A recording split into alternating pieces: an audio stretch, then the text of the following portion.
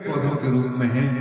इनके प्रति हमारी सहज इनके जीवन को जीने की हमारी जीवन छीनने की भावना नहीं हो, बल्कि इनको जीने का अधिकार हम दे जाएं, ऐसी बुद्धि उत्पन्न हो जाए, वही सबसे बड़ा धर्म है। और वो धर्म कैसा प्रेम, कैसी भक्ति? भक्ति कभी ना रुके, निरंतर बढ़ती रहे। और अप्रतिहता भक्ति मतलब न रुकने वाली भक्ति, और साथ ही साथ अहेतु की भक्ति, बिना हेतु के। हमारी जितने भी सेवाएं हो रही हैं वो स्वार्थ को लेकर के हो रही हैं। हमारा कुछ काम अगर बिगड़ रहा होगा तो किसी के स्वार्थ को हम सिद्ध नहीं कर पा रहे, किसी की सेवा नहीं कर पा रहे। किसी की सेवा तब कर रहे हैं जब हमको प्रसन्नता हो रही है और हमारा काम भी बन रहा है, तब सेवा करते हैं। तो ये है तो सेवा, भक्ति तो है, लेकिन ये भगवान को प्रसन्न करने वाली भक्ति बड़ी भक्ति नहीं है। भक्ति करने वाला, सेवा करने वाला अपने आप को दुखी के रास्ते पर जाते हुए भी वहां से मोड़ता नहीं। सबसे सेवक धर्म कठोरा। सेवक का धर्म सबसे बड़ा कठिन होता है। जो व्यक्ति समाज की सेवा करता है, अच्छा काम करता है, दुश्मन उसके भी बहुत बनते जाते हैं और उसकी निंदा करते हैं, क्योंकि कोई भी शत्रु ये नहीं चाहेगा कि हमारे शत्रु का उत्कर्ष हो, उसका नाम रोशन हो। कोई नहीं चाहेगा। वह हमेशा उसको गिराने की कोशिश करेगा, उसकी बदनामी करने की कोशिश करेगा। लेकिन फिर भी मीरा की भांति जो ये कहे तो दुनिया चाहे कुछ भी कहे, दुनिया मीरा की कौन कहे? जो आपस में प्रेमी प्रेमिका, फिल्म जगत के लोग भी प्रेमी प्रेमियों के प्रेम को दिखाते हैं तो उनके मुख से कौन सा शब्द निकलवाते हैं? बने चाहे दुश्मन जमाना हमारा, लेकिन सलामत रहे दोस्ताना हमारा। एक सांसारिक प्रेम, सांसारिक प्यार करने वाली बहन और प्यार करने वाला भाई जब इस प्रकार से कह सकता है कि सारी दुनिया चाहे हमारा दुश्मन बन जाए, लेकिन हमारा प्रेम अटूट रहेगा, हम जिससे प्रेम कर रहे हैं उस प्रेम को तोड़ नहीं सकते। उसी प्रकार से भगवान का भक्त भी कहता है, चाहे दुनिया मुझे जहर दे, चाहे दुनिया मुझे कुछ भी कहे, लेकिन मैं भगवान को खुश करने वाले कर्म को छोड़ नहीं सकता। समाज की सेवा करूंगा, समाज चाहे गाली दे, समाज चाहे कुछ भी बुरा कहे, ग्राम चाहे कुछ भी करे, लेकिन हम हित के काम करेंगे। इस प्रकार से दृढ़ता जब आ जाए और प्रत्येक जीव को सुखी करने की भावना आने लग जाए, बिना हेतु के मतलब हमको मान सम्मान मिले ये हेतु नहीं, बल्कि चाहे कुछ भी मिले, हमको सेवा करने माने सेवा करने। तो ऐसी सेवा को, ऐसी भक्ति को कहा जाता है अहेतु की भक्ति। तो अहेतु की भक्ति और अप्रतिहता भक्ति, और जिस भक्ति से हमारा चित्त ठीक उसी प्रकार से उत्तरोत्तर निर्मल होता जाए, जैसे कोई बिल्कुल कपड़े साफ करने के लिए प्रयोग में लाए जाने वाले कोई ऐसे पाउडर, डिटर्जेंट पाउडर, कोई भी पाउडर हो जिसमें एक ही बार लगाया, उस पाउडर का उपयोग किया और कपड़ा जो बहुत मटमैला था, जो छूट नहीं रहा था, वो पूरा का पूरा तुरंत नया हो जाए, ऐसा पाउडर। तो ऐसे पाउडर का काम करती है कौन? भक्ति। ये भक्ति जो हमारे अंतःकरण को पवित्र कर दे। तीन विशेषण वो भक्ति मिल जाए जो भक्ति हमारे अंतर को पवित्र कर दे, जो भक्ति कभी रुके नहीं, जो भक्ति बदले में चाह की भावना से न की जा रही हो। ऐसी भक्ति जिस कर्म को करने से प्राप्त होती हो, वही मनुष्य का सबसे बड़ा धर्म है। सभी पुंसाम परो धर्मो यतो भक्ति अधोक्षति अहेतु की अप्रतिहता ययात्मा संप्रसिद्धति। इस शर्त के अनुसार दुनिया में आप कुछ भी कर रहे हो, वो सारा का सारा धर्म है। अच्छा, आप पूछें, पूज्य बाबा जी जिनकी चर्चा चला रहे थे, पहले उनका नाम था रत्नाकर डाकू। जंगल में रहते थे, गरीबी क्या नहीं करा देती, भुखमरी क्या नहीं करा देती।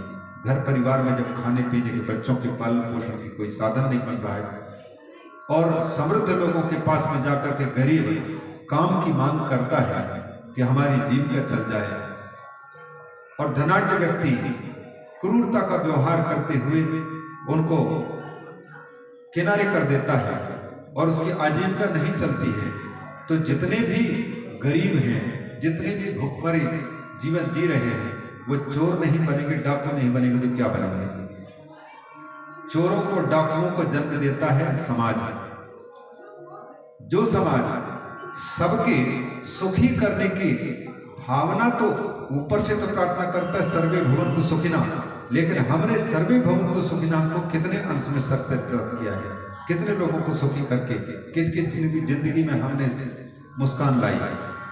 दूसरों की मुस्कान छीन करके अपनी मुस्कान पाने की कला तो जानवर अच्छी तरह से जानते हैं। किसी भी जीव को कत्ल करके खत्म करके अपने पेट में भर करके और अपने मस्ती के साथ शेर भी कहीं पे रह लेता है, लेकिन दूसरे की मुस्कान, अपने मुस्कान गायब करके भी दूसरे की मुस्कान दे देंगे, ऐसा धर्मात्मा का मिलना मुश्किल है। ऐसे धर्मात्मा तो या तो हरिश्चंद्र हो सकते हैं, या तो रंतिदेव हो सकते हैं, या तो राजा नल हो सकते हैं, या तो भगवान राम का चरित्र या भगवान कृष्ण का चरित्र दर्शाता है। और संघर्ष करना पड़ता है, लोगों को सुखी करना है तो अपने सारे व्यक्तिगत सुख सुविधाओं को तिलांजलि देनी पड़ती है, वही व्यक्ति दूसरों को सुखी कर सकता है। ऐसे व्यक्ति हैं भगवान शंकर, जिन्होंने अपने लिए तो कोई सुख सुविधा के साथ सामग्री नहीं रखी है, लेकिन सबको सुखी किया है।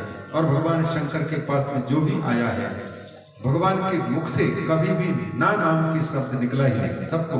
और उच्च कोटि के धर्मात्मा हुए हैं, उच्च कोटि के बड़े बड़े भक्त हुए भगवान शंकर के।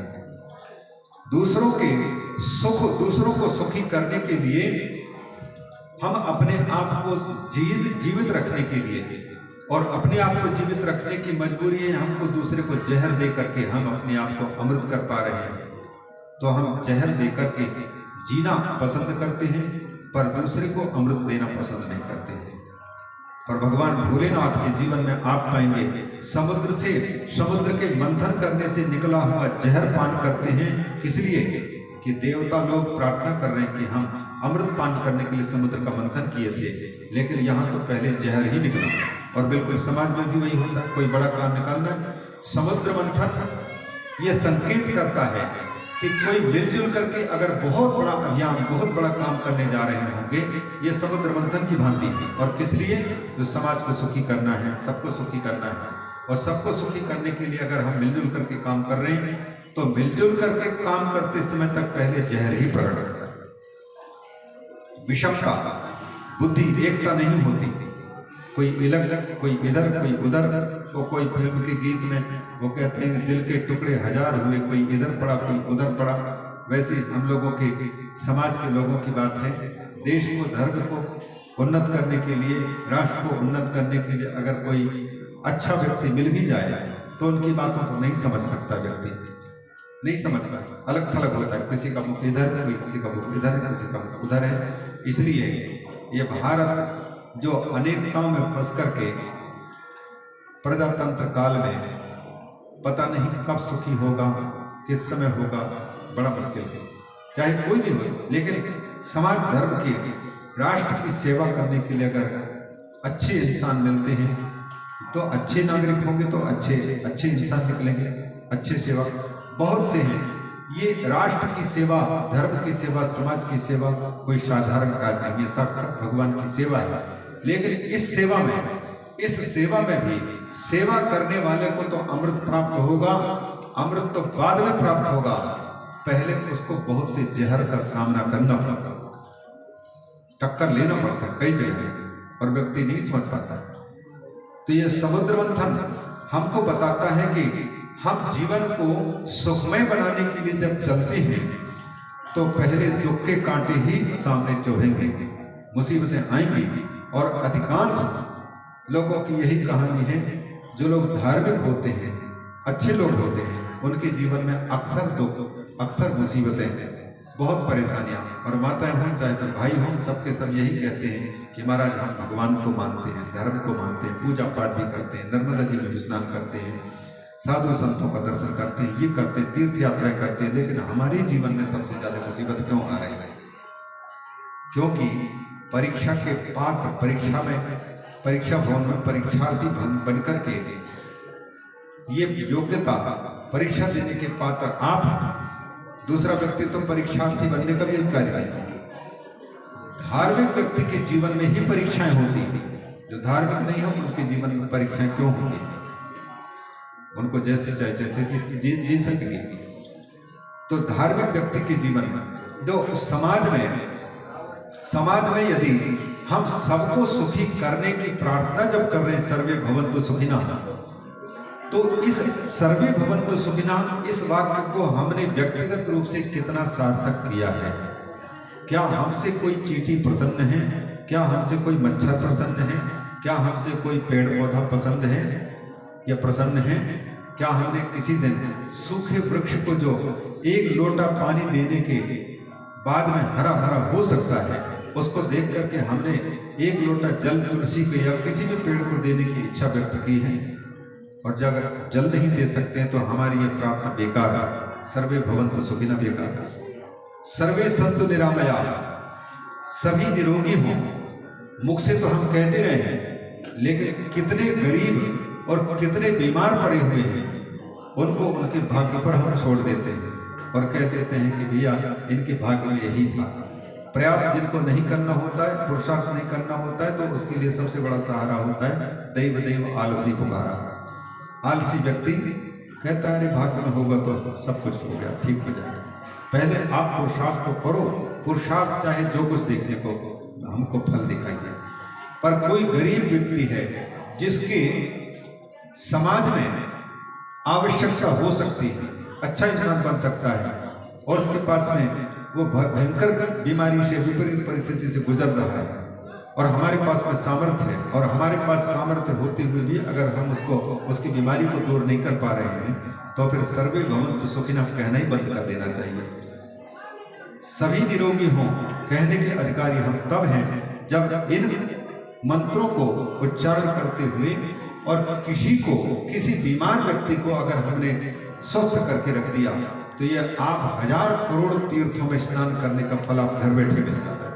धार्मिक व्यक्ति को धर्म तीर्थ यात्रा करनी नहीं पड़ती है, उसके सामने धर्म स्वयं उपस्थित होता है, दीनहीन के रूप में, आवश्यक जरूरतमंद के रूप में उपस्थित होता है।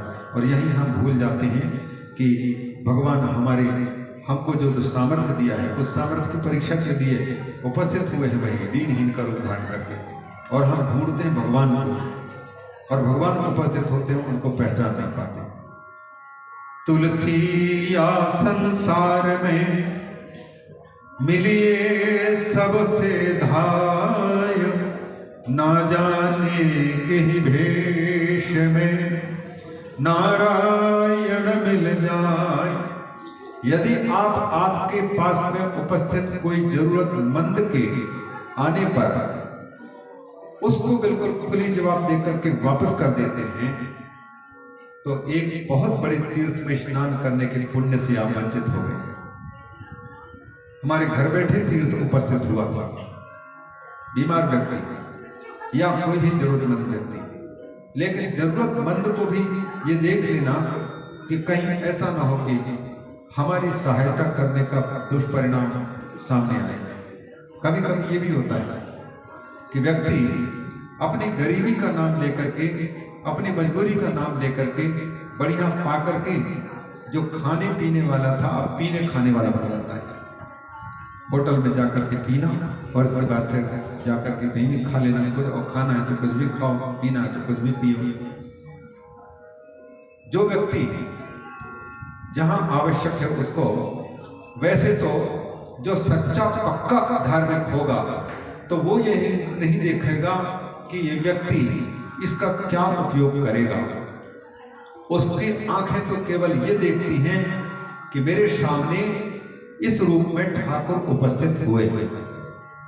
अब ठाकुर जाने कि मेरे धन का वो दुरुपयोग करवाना चाहते हैं कि सदुपयोग कराना चाहते हैं, मेरे बल का वो सदुपयोग कराना चाहेंगे कि दुरुपयोग कराना चाहते हैं, मेरी सहायता का क्या उपयोग कराना चाहते हैं, परिणाम क्या देना चाहते हैं। जैसे किसी ने अब शास्त्रों में लिख दिया कि अतिथि देवो भव, अतिथि जो अचानक कोई अपरिचित व्यक्ति भी आ जाए और बिना सूचना के आ जाए, जिसके आने की तिथि निर्धारित नहीं, डेट निर्धारित नहीं है, अतिथि कहलाता है। अपरिचित भी हो सकता है, तो अपरिचित व्यक्ति के साथ में बातचीत करना, फिर उसको प्रश्रय देना, फिर घर में ठहराना, फिर उनको सेवा करना, ये बहुत बड़ी चुनौती है। क्योंकि कौन व्यक्ति किस प्रकार से आता है और क्या हमारे साथ में ये क्रिया करता है, इसकी कोई जानकारी नहीं है। धार्मिक व्यक्ति है, धर्म के कारण कर तो रहा है, लेकिन हमारे साथ में वो धोखा भी कर सकता है। तो धोखा कर सकता है, इसलिए इससे हमको सचेत रहना चाहिए, एक बुद्धि ये कहती है। लेकिन इससे ऊपर उठा यदि कोई बलि की श्रेणी पर उपस्थित हुआ होगा तो वह चुनौती को जाने नहीं देगा। वो कहेगा, गुरुदेव ने बता दिया कि राजन, ये विष्णु है, ये कोई भिखारी नहीं है, ये मांगने के लिए छोटा बनकर के आया हुआ है। क्योंकि मांगने वाले का हाथ हमेशा नीचे होता है, छोटा होता है, देने वाले का हाथ ऊपर होता है और बड़ा व्यक्ति होता है। और मांगने वाले के रूप में भगवान अगर उपस्थित होते हैं तो किसी को बड़ा बनाने के लिए ही उपस्थित हो रहे हैं। वो कहना चाहते हैं हाथ फैला करके, आप बड़े हैं तो आप इससे भी और बड़े बड़े, यही संकेत देना चाहते हैं। राजा बलि को जब यह पता चला गुरुदेव के माध्यम से कि ये वामन रूप धारण करके, छोटा रूप धारण करके और भगवान आए हुए हैं, गुरुदेव ने कह दिया कि ये 3 पग भोगी मांग रहा है, जानते नहीं हो ये कि 2 ही पग में तुम्हारे त्रिलोकी को नाप करके रख लेगा और तुम्हारे पांव रखने के लिए भी जगह नहीं पड़ेगा। जब इस प्रकार से बातें सुनी राजा बलि ने, जिनकी धर्म में निष्ठा है, गुरुदेव को प्रणाम किया। गुरुदेव, हमने तो समझा था कि कोई साधारण ब्राह्मण बालक होगा, लेकिन आपके मुख से निकले हुए वचन अन्यथा नहीं हो सकते। और आपने बताया कि ये विष्णु है। विष्णु का मतलब व्यापक, जो सर्वत्र जिनकी व्याप्ति है, यहाँ भी उपस्थिति है और लोकांतर में भी इसी समय उपस्थिति है, सब जगह में फैला हुआ है। और ये छोटा रूप धारण करके आया है। आपने जब इस प्रकार से कहा तो जब तक मुझे पहचान नहीं थी तब तक के लिए मैं तो आपकी बात मान भी सकता, मैं छोड़ भी सकता था, लेकिन आपने बता दिया कि भगवान उपस्थित हुए हैं, तब तो मैं इनको अपनी संपत्ति चाहे जितना मांगे उतना अवश्य दूंगा। क्योंकि सही अर्थ में जिसकी संपत्ति है वही व्यक्ति इस संपत्ति के अधिकारी है। जिसने हमको बुद्धि दी है संपत्ति कमाने की, जिसने हमको ये हाथ दिया है जिनके बल पर मैं कर पा रहा हूं, जिसने हमको पांव दिया है जिसके बल पर मैं व्यापार करने के लिए दूर जा पा रहा हूं, जिसने हमको सहयोगी के रूप में लोगों को दिया है, वही व्यक्ति सारे संपत्ति के अधिकारी हैं। अगर ये भगवान होंगे तो मेरे हाथ से जरूर भिक्षा स्वीकार करेंगे, जाएंगे, लेंगे। और यह कहकर के गुरु जी के वचनों का भी खंडन करके, गुरु जी ने कई बार डांटा फटकारा भी, कहा कि मूर्ख, गुरु जी को उल्टा सिखा रहा है। तो ये सारी संपत्ति देकर के अपने गुरु जी को और स्वयं को भूखा रखना चाहता है, इन्हीं की तरह भिखमंगा होना चाहता है। तो पर राजा बलि कहता है कि गुरुदेव, मेरे मुख से देने की बात जो निकल गई, मैं कभी भी उसको वापस नहीं ले सकता। भले मुझे इनके वचन के अनुसार संपत्ति देने के कारण मुझे नरक में जाना पड़े, पर मैं धर्म को नहीं छोड़ सकता। ऐसे में भगवान ये कहना चाहते हैं कि मेरा भक्त मुझसे भी बड़ा होता है। कितना छल भरी बातें की, लेकिन राजा बलि भगवान को अपनी संपत्ति भी दे दी है। और भगवान ने संपत्ति 2 ही पग में जब नाप ली, तीसरे पग रखने के लिए जगह नहीं मिली, तो फिर राजा बलि ने देखो कहा कि अभी तक तो आपने मिल्कियत को स्वीकार किया है, अभी जब तक मालिक को नहीं स्वीकार करेंगे तब तक दान भी पूर्ण नहीं है। सच्चे समर्पण पूर्वक अपने आप को समर्पण करना सबसे बड़ा है। स्व को माने अपनी संपत्ति को समर्पित करना आसान है, लेकिन स्वयं को समर्पित करना, स्वामी स्व के साथ में स्वामी को भी समर्पित कर दे अपने आप को, सबसे बड़े। राजा बलि ने अपने आप को समर्पित करके कहा कि पदम तृतीयम कुरु में शीर्षणी निजाम। आप 3 पग भूमि देने की बात मैंने कही थी, 2 पग में आपने त्रिलोकियों की नापा है, तो आप मेरे वचन मिथ्या होने के कारण आप चाहते हैं कि मेरी नरक में स्थिति होगी और गिरफ्तार तो हुई गई, तो मेरे सिर पर आप अपना पांव रख दीजिए। और भगवान ने उनके पांव पर, उनके सिर पर पांव रख दिया। फिर भी अभी वो वरुण पास से बंधे हुए थे, वरुण पास से बंधे हुए थे। ब्रह्मा जी से रहा नहीं गया, कहा कि प्रभु ये भी परीक्षा की हद हो गई। आपने इनके सब कुछ छीन ली और ऊपर से इनको हथकड़ी पर लगा करके और सामने खड़े कर रखे। तब ब्रह्मा जी को भगवान विष्णु ने कहा, राजन, ये ब्राह्मण, मैं दुनिया को ये दिखाना चाहता हूं, जिस पर मैं कृपा करता हूं और जिसको सारे संसार में सबसे उच्च, मुझसे भी ऊंचा स्थान दिखाना चाहता हूं जिसका, उसकी मैं पहले सारी संपत्ति को अपने कर लेता हूं। और यही उसकी धैर्य की परीक्षा होती है। मतलब धर्म के रास्ते पर चलने वाले को कितनी जबरदस्त परीक्षा लेनी पड़ रही है। दान की क्रिया करने वाले व्यक्ति को दानी न बनने का अवसर दे दे, ऐसे संपत्ति छीन लेने वाली भगवान, लेकिन वो पीछे नहीं हटते। राजा बलि दुनिया की दृष्टि से तो विष्णु भगवान के द्वारा छले गए लगते हैं, लेकिन भगवान विष्णु की दृष्टि से अगर देखेंगे तो भगवान विष्णु ने अपने भक्त को अपने से भी ऊंचा दिखा दिया कि मेरा भक्त, दुनिया तो कहती है कि भगवान हमको देते हैं, भिखारी सारी दुनिया, दाता एक राम कहते हैं, लेकिन भगवान का यह वामन चरित्र दिखाता है कि मेरे भक्त के लिए मैं भी भिखारी हूं, मेरा भक्त मेरे दाता है, ये दिखा देते हैं। ये धर्म के रास्ते पर चलना आसान नहीं होता है। सर्वस्व जो निवेदित कर सकता है, कठिनाई के रास्ते पर गुजरता है, वही भगवान की स्थिति पर पहुंच पाता है। और धर्म के संस्थापक परमात्मा हर अवतार में यही दिखाते हैं कि मुझे समाज में, देश में, जन जन में अगर धर्म को स्थापित करना है तो मुझे खुद कंटकाकीर्ण जंगलों में से गुजरना क्यों ना पड़े। भगवान कृष्ण के रूप में अवतीर्ण होकर के सारे जीवन संघर्ष करते हैं। रामावतार में सारे जीवन संघर्ष करते हैं। पांचों पांडवों के जीवन में आप देखेंगे धर्मात्माओं के पूरा जीवन संघर्ष में है। तो मानवता को बचाना, मानवता को जीवित रखना आसान काम नहीं है, उसके लिए समर्पण करना पड़ता है। धर्म की परिभाषा बहुत कठिन है। सच बोलना धर्म है, लेकिन कहां सच बोलना धर्म है इसको समझ लेना चाहिए, और कहां झूठ बोलना धर्म है और कहां झूठ बोलना अधर्म है इसको समझ लेना चाहिए।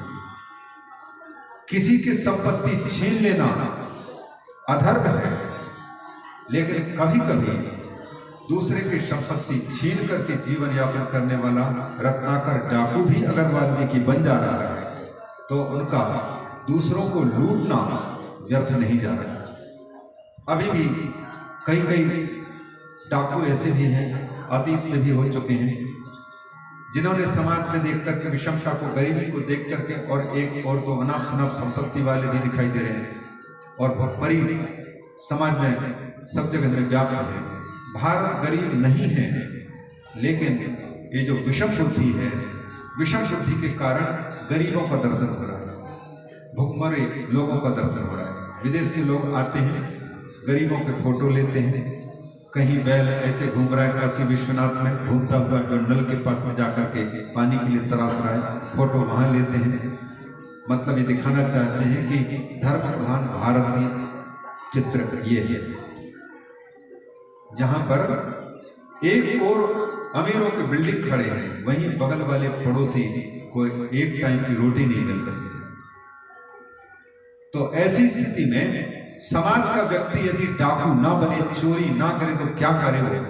जब समृद्ध लोग उसको काम नहीं दे रहे हैं, उसको सहायता नहीं पहुंचा रहे हैं, तो फिर समाज में तो चोर उचक्के, झूठ बोलने वाले, चोरी करने वाले, डाकागिरी करने वाले तो पैदा होंगे, स्वाभाविक है। रत्नाकर डाकू की यही स्थिति थी। उनके घर में बाल बच्चे हैं, पालन पोषण करने के लिए कोई रास्ता नहीं था, तो आखिर में अपने पेट की रक्षा करनी है, जीवन चलाना है, बच्चों का पालन पोषण करना है, और जब काम नहीं मिल रहा है तो फिर चोरी करने में दिक्कत हो रही तो फिर जंगल में रह करके लूट मार करता था। तो लूट मार करना, किसी के धन छीन लेना और धन छीन करके उसको वापस जाने देना, ये तो बहुत अच्छा होता, लेकिन वापस नहीं जाने देते थे। इसलिए नहीं जाने देते थे कि जंगल से अगर ये जीवित वापस लौट जाएगा तो लोगों को बताएगा तो पूरे जंगल में चारों ओर से घेर करके रत्नाकर डाकू को पकड़ लिया जाएगा और जेल के अंदर में कारागार में कई वर्षों तक सड़ता रहेगा, फिर मेरे बच्चों के पालन पोषण नहीं हो पाएगा। भगवान ने ऐसी बुद्धि दे रखी है। देखिए उतार चढ़ाव कैसे होता है जीवन में, व्यक्ति किस स्थिति में गिरता है और कैसे उसका उत्थान हो रहा है। डाकू से और सीधे संत तक की यात्रा, परमात्मा तक की यात्रा। व्यक्ति किस स्तर से नीचे गिरा हुआ व्यक्ति ऊपर उठता है। रत्नाकर डाकू लूट मार करता था, लेकिन जंगल में ऐसे लूट मार करते करते एक दिन संतों को भी पकड़ लिया, नारद आदि संतों को।